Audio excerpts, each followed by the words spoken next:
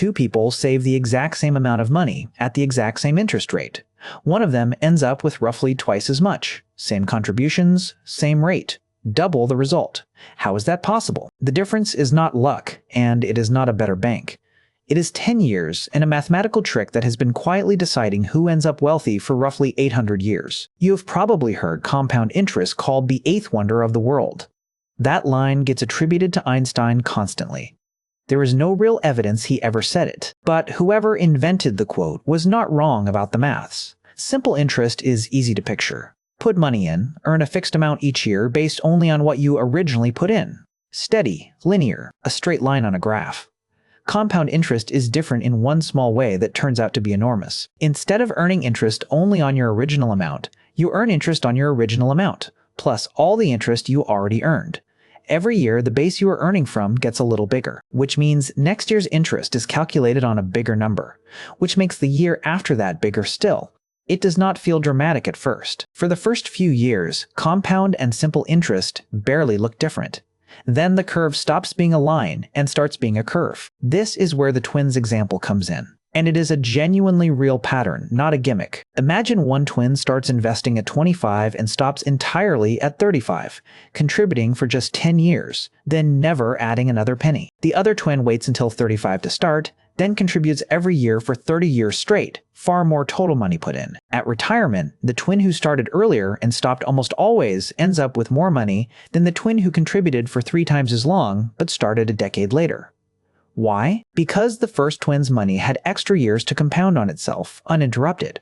Time, not total contribution, is the variable doing the heavy lifting. This is also why compound interest cuts the opposite way when you owe money instead of saving it. A debt that compounds grows the same way, against you. Miss payments on a compounding loan, and the interest you already owe starts generating its own interest.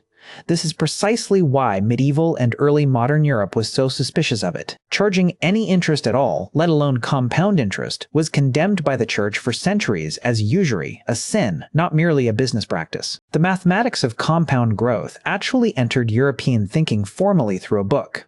In 1202, the Italian mathematician Leonardo of Pisa, better known as Fibonacci, published Liber Abaci, introducing Hindu-Arabic numerals to the West alongside practical calculations for merchants, including how to work out compounding returns on loans and investments.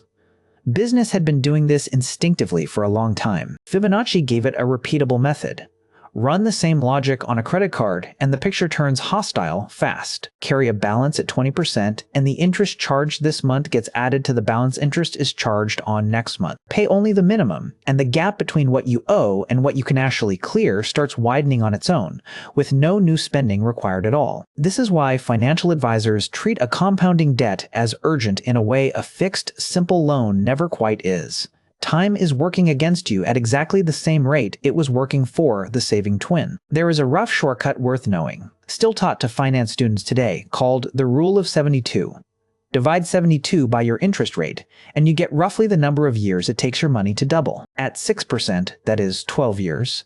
At 3%, 24 years. Small differences in rate compound into very different futures, which is exactly why the rate on your savings account and the rate on your credit card are treated so differently by the people setting them. So why does compound interest matter so much?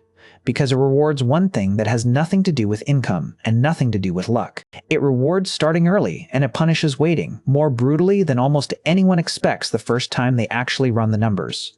The eighth wonder of the world was never really about the interest. It was about the years. Now you know.